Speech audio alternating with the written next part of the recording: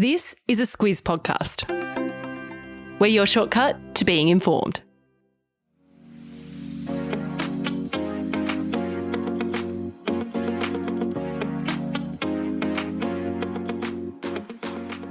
The weekly wrap is the week in news and what's coming up. I'm Kate Watson. And I'm Claire Kimball. Ukraine, Russia, the US and Europe, and then why there are big conversations about the global world order happening.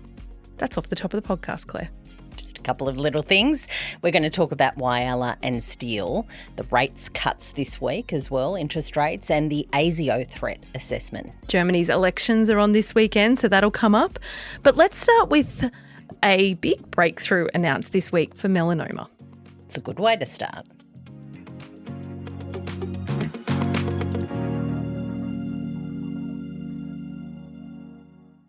Before we get into it, this episode is brought to you by HubSpot. When all marketers do is put out fires, you burn out fast. With Breeze, HubSpot's collection of AI tools, you can get results without the stress. So marketers, stay cool, and your campaign results get hotter than ever. Visit hubspot.com/marketers to learn more.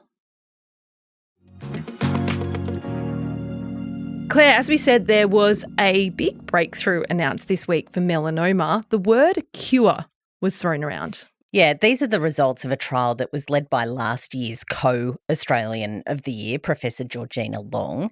She said that she didn't use the word cure lightly at all. But yeah, there's a cure for some advanced melanoma. People who were given 16 weeks to live have survived past 7 years. Their cancer had spread to their brain. So very, very serious cases.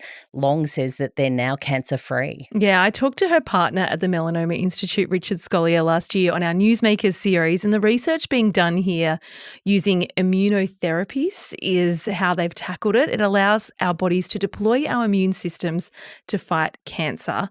Well done to the team there, and a good way to start your weekend. It's just so good. From curing cancer to a realignment in global alliances. The biggest story this week is America's engagement with Russia at the cost of its relationship with Europe. That's the very, very, very, very much the headline.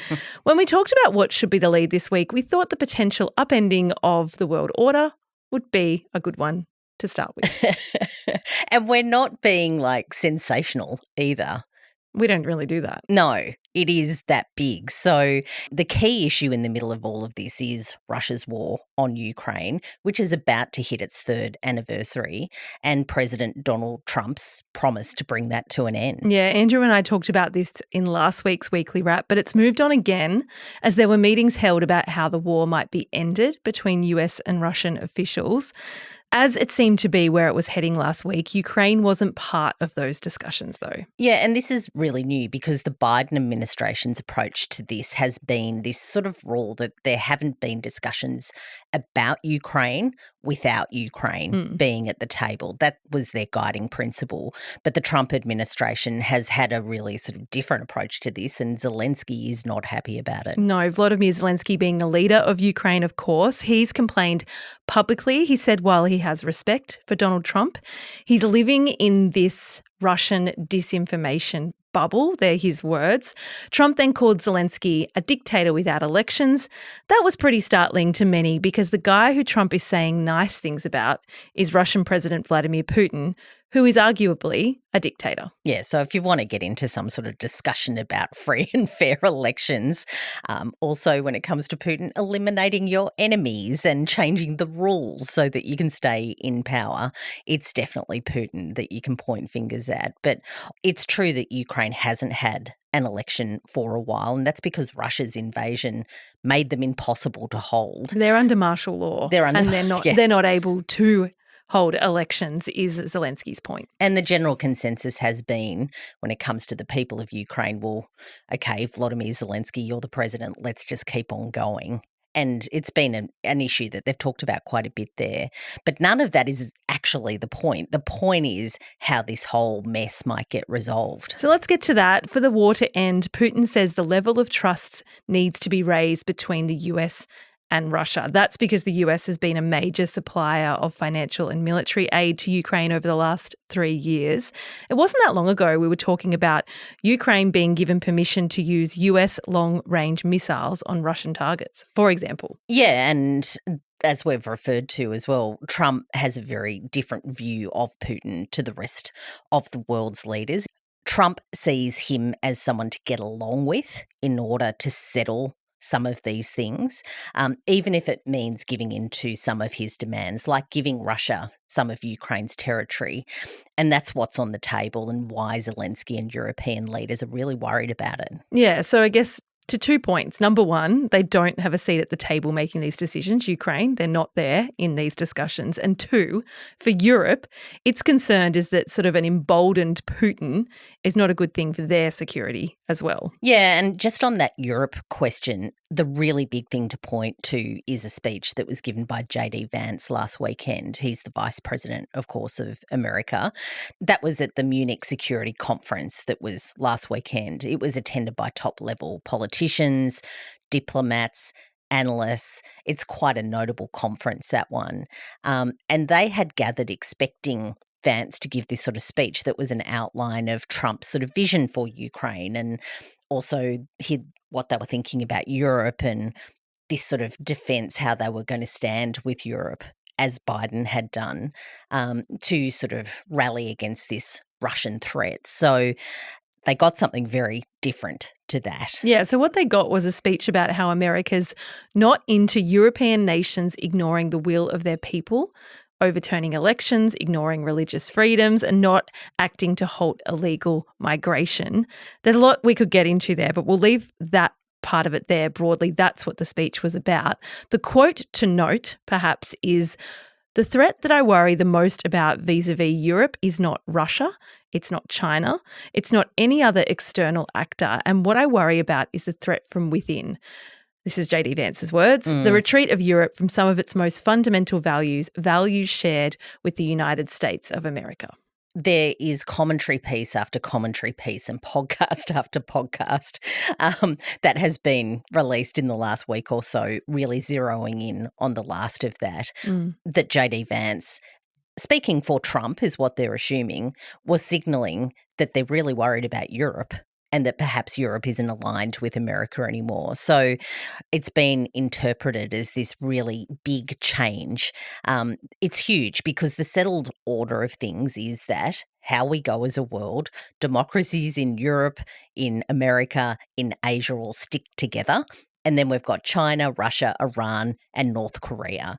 America and Europe not getting on at a fundamental level that they share beliefs is a really big change to the way the world works, security-wise, economically, so many things. Yeah, we're not there yet, though. There's some people going, is this just a Trump strategy to try and bring an end to this war, and how is it going to play out? We aren't quite at, like Sound the sirens. alarm. Yeah, like we're not quite there yet, but that is certainly where it's heading. It's confusing too because those you would expect on many fronts to be supportive of Trump, or at least supportive of his agenda, have split with him over this. So people, traditional conservatives. Yeah, so one of those is former Prime Minister Tony Abbott. If you want to look at a local example, what he said this week is that he thinks that Donald Trump's common sense approach to many things is probably the right way to go. He's quite aligned with that sort of general gist. But on this, the idea that you can appease dictators, he talked about that being completely foreign to everything that America and the broader West has stood for the last 70 years. Also interesting, Tony Abbott is on the board of Fox Corporation? On the board of Fox Corporation, which is a big part of the News Corp empire, etc. And how they sort of line up behind Trump, with Trump, not with Trump. That whole media conversation is very, very real. So it's funny that Tony Abbott, in a lot of the reporting, has been referred to less as our former Prime Minister and more as with his involvement with Fox. He's actually made a Fox major board member said. Yeah, made a major departure from Donald Trump's view on things. Another angle that's interesting as we head into the weekend is that Germany is going to the polls. Yes. Just to bring that in, JD Vance was in Germany as part of this trip. Obviously, you said It's that where conference Munich is. Yep. was in Munich. He met with Alice Weidel, who is the AFD's candidate for Chancellor. The AFD is the Alternative for Germany party. It's a far-right populist political party. People are nervous about the rise of the far-right in Germany. Yeah, and of course the ultimate concern there is that the re-emergence of that sort of sentiment in the nation that gave rise to Nazism is a real issue. They've worked very hard for decades to keep a lid on that. And that's kind of J.D. Vance's point. His point is this shutting down of dissenting voices, particularly dissenting voices from the right. He sees the right of politics being squashed, and he reckons that people have every right to voice their concerns about things like large intakes of migrants, which is something that Germany's done in the last few years. And the AFD takes a very strong stance on that. To be clear, no one is expecting the AFD to form government. Just to make that very clear. Germany really doesn't have governments form in their own right, though. They always sort of make a coalition. And that can take months. And that can take out. a while. Yeah. How the AFD plays into that is something to watch. Also, the support for the AFD is significantly skewed towards a younger vote, so 18 to 25-year-olds. I've gone deep on the German elections over the last 24 hours, as you can probably tell. There's plenty to get into if European politics is your thing.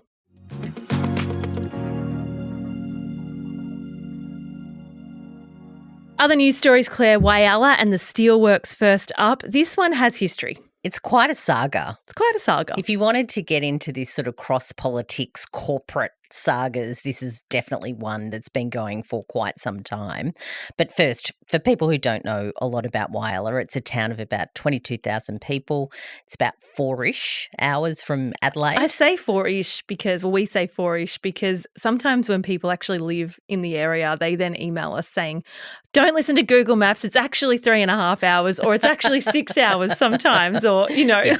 Specific locally. Yeah. It's north and then a bit west, and I must admit, it's a part of the world I haven't been to but would really like to go to. They say it's the gateway to the Eyre Peninsula. There you go. Yeah. This isn't really about my holiday though. But I just feel like I've been to a lot of Australia and I've missed Haven't that been part. to that spot. Yeah. Probably because in your days in politics it wasn't particularly marginal. No. Oh, it was a thing. I just don't think I got on any of those trips, sadly. Oh, there you but go. When I do my trip around Australia, I will get there. But just to the point around Whyalla, it's built around the steelworks. That is what Whyalla exists to support, I guess. Yeah, that's the big game in town for sure. Now we all own that. Yeah, and I don't know if you have clocked. Certainly listeners feel very happy because you made a major purchase this week. So the federal and the South Australian governments has essentially nationalised the Whyalla Steelworks. We've all got bragging rights now about our new asset. $2.4 billion in taxpayer funds have gone into what Prime Minister Anthony Albanese says is an investment in the nation. I guess the point is don't get too fond of it if that's what you were looking to do, because the plan is to find a buyer.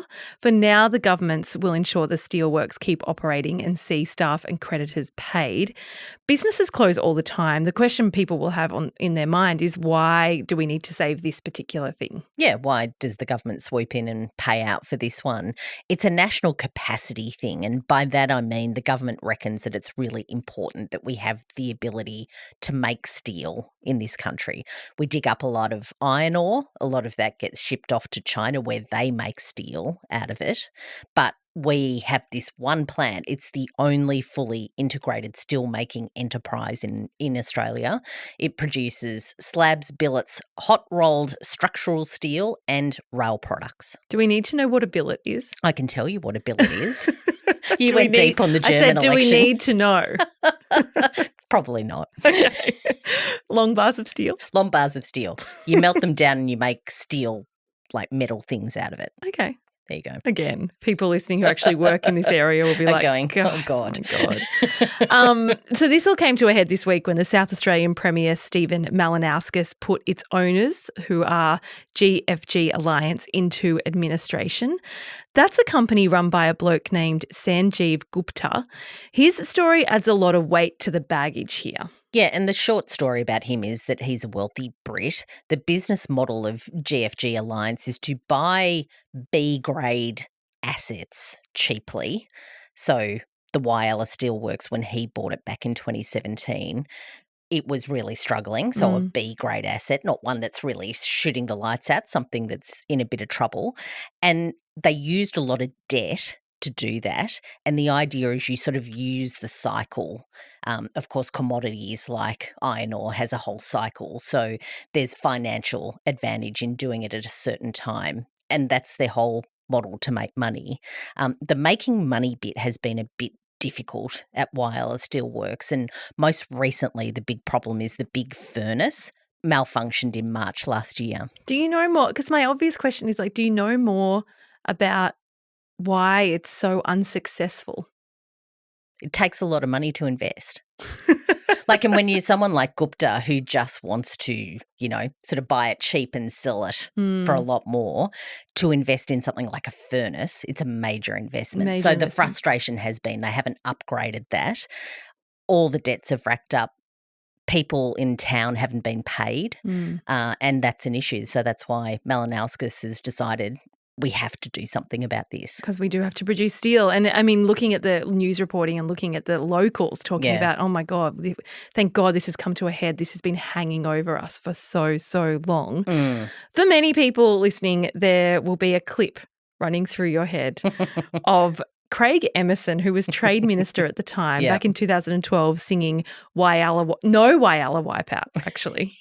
Not Whyalla Wipeout. It became known as Whyalla Wipeout, didn't it? Whyalla Wipeout. It plays on a loop in my head every time. And it just demonstrates just how long Whyalla has been a political football for.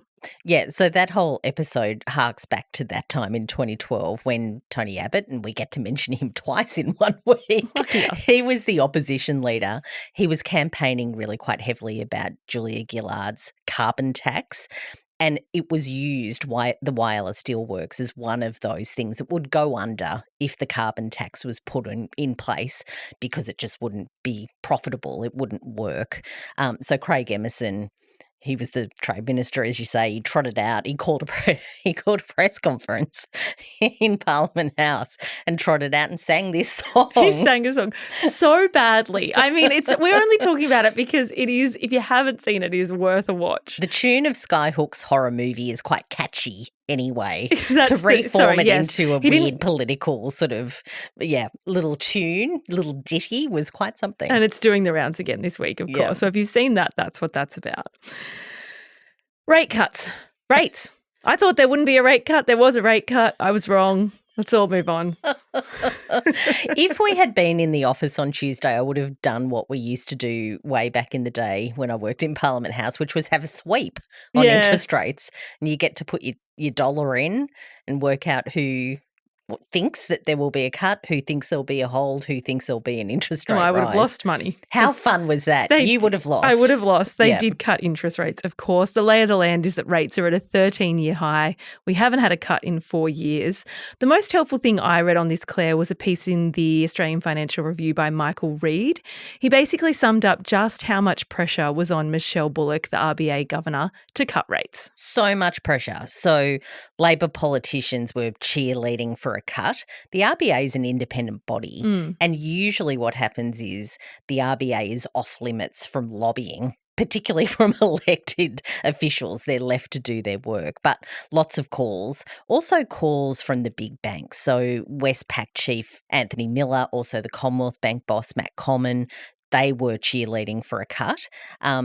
As for this question in the piece that you talk about, and it's one that's been asked a lot since, did the RBA deliver the first rate cut in more than 4 years because it should have or because it had to? Yeah, and possibly what fueled that speculation even more is that Michelle Bullock was very careful to say that the decision does not imply that further rate cuts are definitely coming. So now we get into the politics. She was very, very clear about that. And the politics, of course, is that the possibility the government is really sort of stoked about all of this because the Albanese government can now say that rates are coming down.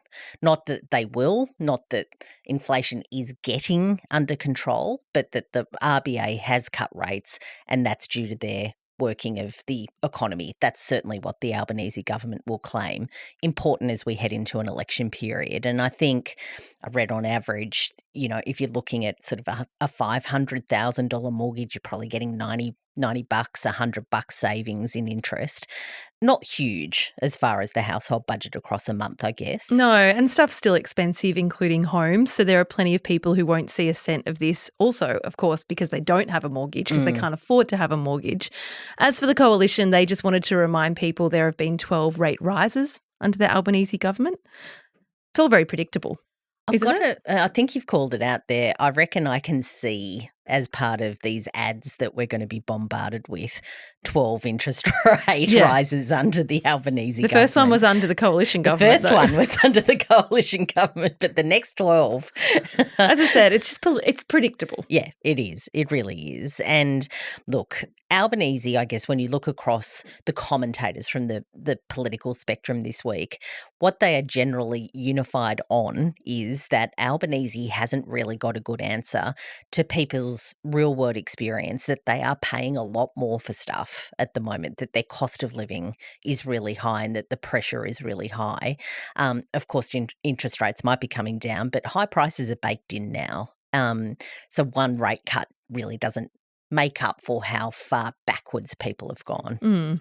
From rates to ASIO, grim stuff this, fair warning. Mike Burgess is the head of ASIO, our security agency, so they protect us from the bad stuff, espionage, terrorism, foreign interference. You kind of can get the gist. He delivered his annual threat assessment on Wednesday night. The headlines were, Claire, over to you. That at least 3 countries, unnamed, have plotted to harm Australians abroad and on home soil, including a planned assassination to silence a human rights activist. What Burgess said is that ASIO has issues coming at them from every direction. Yeah, he didn't name the countries that have specifically done things, but he did name Russia and Iran as threats in that speech.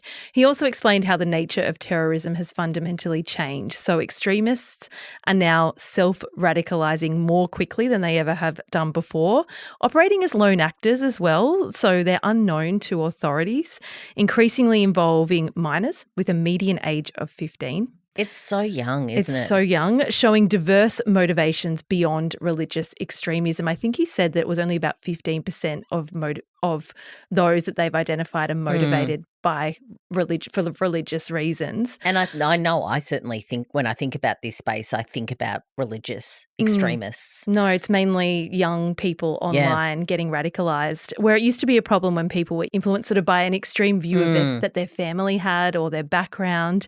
It's now that, and these are his words, they're self-radicalising, choosing their own adventure and often their own unique blended belief system. That's quite something. Quite something. So you're going online and just making sense of it yourself. Yeah, and then you're doing something. Formulating your own views of the world. Yeah. Yeah, really quite. He can't talk about something. specific cases, he said, because many are in front of the courts, but the diversification of reasons for people being radicalised is very challenging for ASIO. I kind of get that because, you know, even in my sort of 15 minutes of looking at a reel sort of on Instagram and the stuff that comes at you out of nowhere, be very easy to form your own ideas of the world because I saw it on TikTok or I saw it on Instagram or I saw it on whatever the social other media platform that you're on. Yeah, wow. He also raised the issue of election interference. Yeah. So election interference, of course, we talked to the Prime Minister, as you would remember, Kate. Yes, we did an interview with him. Earlier this year.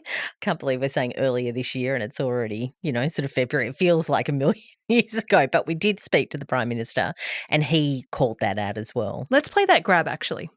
I'm absolutely worried about that in this election. And you know, the AEC, certainly the Australian Electoral Commission are very worried about that as well. We have seen things that just are not true out there.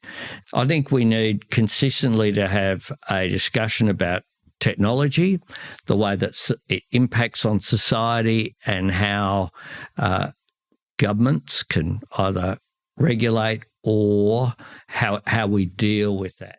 Yeah, so clearly Burgess and the team have a lot on their plate. The main question I had actually is why they do this annual threat assessment. This has been asked before because they're releasing really highly classified information. Why is it in our interest to know all this stuff? He actually did answer this in his speech, Claire. Yeah, he did. And remember, he copped a fair bit of flack about this last year when he released this assessment that said that there was a former politician engaged in espionage for a foreign country. He didn't say who that person was. I remember that really clearly. It went for weeks, that coverage about who is this person. So he's been questioned before on why he discloses all of this stuff. And what he said this year is basically it's because ASIO can't tackle these issues on its own. The problems with social media, with mental health, with conspiracy theories, it requires a whole of community effort. He says you can't arrest your way to social cohesion. You can't regulate your way to fewer grievances. You can't spy your way to less youth radicalisation. Yeah, he said all of us cannot counter a threat if we don't recognise it or refuse to see it or ignore it as an inconvenient truth. So that is why he said he's telling the nation about the issues here. This is so top of mind for me, Claire, because this week I actually interviewed a guy called Alistair McGibbon. He's described as the foremost cyber expert in Australia. The things he had to say about what could happen if we are cyber compromised align quite closely with what Burgess is foreshadowing. It's alarming stuff, but if you're interested, that interview will be out in the coming weeks. Yeah, so that ASIO announcement is probably pretty good background for that conversation. Kind of wish it came out before I did the interview. That's true. Yeah. Oh, well.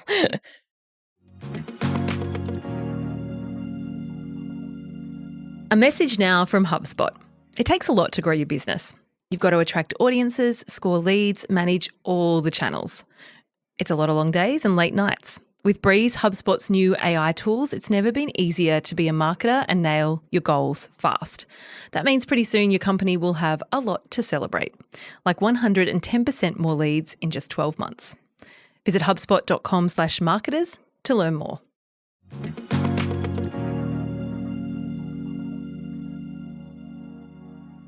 Coming up in the week ahead, you wanted to tell us about the biggest band we've never heard of performing in Sydney tonight. Yeah, so I put this in our notable events calendar, which we have as a shared document in the office. There was a piece in The Australian about 3 weeks ago that talked about this Taiwanese band called Mayday. They sing in Mandarin. They are huge in Asia. Is it Mayday or Mayday Mayday? Mayday, Mayday, Mayday. I think the shorthand is Mayday. Okay. How huge are they? Okay, so huge. I've got some numbers for you. So in May last year, they set a record by performing 10 consecutive shows at Beijing's National Stadium. So that's the one where they had the Olympics. It seats 80,000. They had 80,000 people a night for 10 consecutive shows. Their most recent album was released in 2016, so it was a little while back.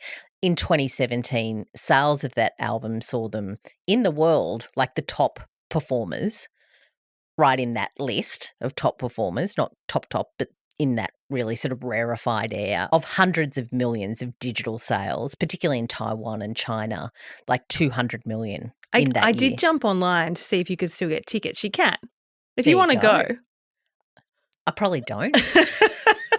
Just checking. Like I'm a new convert. I owe you tickets to something. You bought me tickets to Taylor Swift. Should I buy you tickets to this? To Mayday. I think I'm okay. Wouldn't it be interesting though? I haven't listened to a drop of their music, but I will. Well, apparently the closest comparison is Coldplay. Okay. That sort of rock. Oh, like that vibe. Yeah, okay. Yeah. They're performing in Sydney tonight, the reason to talk about it.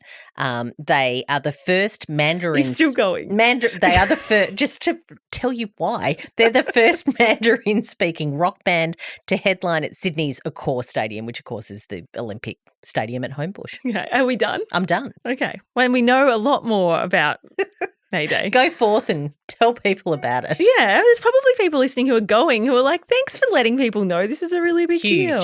I see you. Sunday is Germany's election. We've covered that. Monday is the anniversary of the start of the Ukraine war, and we have already covered that as well. Claire, we had a discussion about Tuesday, what's happening on Tuesday. You marked that it would have been Steve Jobs' 70th birthday. He was actually 56 when he died. I asked if that was notable. Like it would have been his birthday. I don't know if that's really relevant. To tie together themes. Okay, so go. When we had that discussion, we were also discussing whether Apple's announcement that there's a new iPhone coming out next week, it's the 16E. It's about $400 cheaper. They've got rid of the home button, which is a whole thing. It's going to be an interesting advance because it's got fewer cameras, it's cheaper, it's very heavy on AI. So I saw that announcement. I saw Steve Jobs, he would have been 70. I thought that's notable. So here we are. And that's the connection. Done. It also was one of the most searched terms, that Apple iPhone this week in that Google 16E. search that we do. Yeah. Okay. There you go. Sure. WiseTech has their half-year results on Wednesday. WiseTech's been a big news story. It sure has. So that's about the behaviour of its founder, Richard White, accusations of relationships and paying money to women, buying women homes. We talked about that quite a bit last year. So the update on WiseTech is that it was suspended from trading on the stock exchange this week. The board has to get across details of new allegations around Richard White. So this announcement of their results comes at a very interesting time because the board has to front up to analysts, has to front up to media and talk about what's going on. Yeah, that'll be a thing. Thursday is the start of Ramadan. That's the Islamic holy month that sees Muslims worldwide fast, pray and reflect on their faith. That ends on the 30th of March. Also worth noting, plenty of chat about footy at the moment because we're in pre-season for the NRL. The AFL pre-season starts this week. So if you're seeing more and more about footy season, that is why.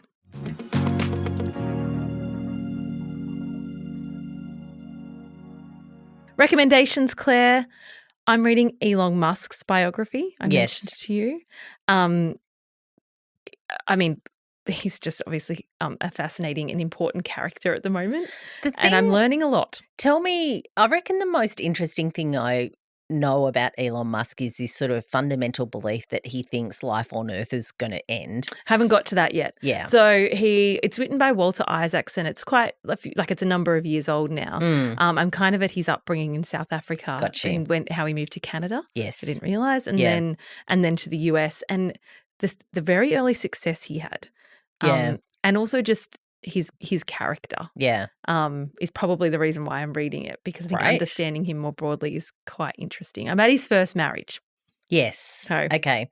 I think my Kindle says I'm 10% through. So, but I do recommend it if you have time. It's an easy read and it is an interesting read. Short chapters. Yeah. Love that. Love short chapters for sure. Particularly at the end of a long day and you do want to read something, but you need to make it doable. Yeah. That's for sure.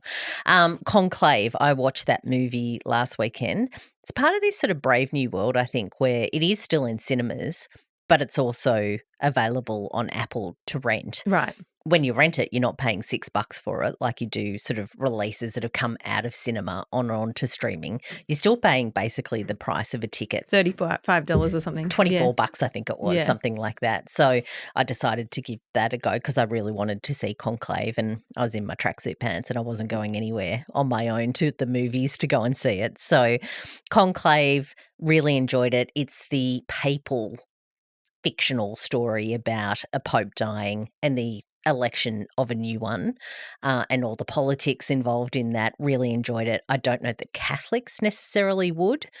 There's a twist. That's a sweeping in the plot generalisation at the end of it. Okay. If you're really into these things, I think you would find the twist a little bit, oh my God. Yeah. Oh my God, even. Yeah. So I loved it. I thought it was really great. There's Pope Francis, of course, in the news a lot this week, given he's very unwell. Yeah. So a little bit topical as well. Potentially understanding what conclave is, a conclave is. There you go. And the Oscars are coming up and it's highly fancied. So okay. Alongside that, Emilia Perez. That's right. Which I read a terrible review for. Yeah, I don't know. I'm not lining up. I wouldn't do that for that movie. Stream it. Yeah. Okay. Enough about us. We're hiring still. Indeed. We're looking for a video editor. Yes. someone who understands channels as well, ideally, would be great. So creating video for us, publishing video for us, and understanding the channels that are involved in distributing video. If that sounds like you, please get in touch. hello@thesquiz.com.au. Was that ping someone applying, perhaps? I don't know, maybe. Let's My hope. computer pinged. I don't know if the mics have picked that up, but we have a link to that job ad in your show notes. So if you are interested, please. We prefer to hire people who love the Squiz. That's always a head start for us, for sure. Exactly. Thanks for listening to Weekly Wrap. We'll be back next week.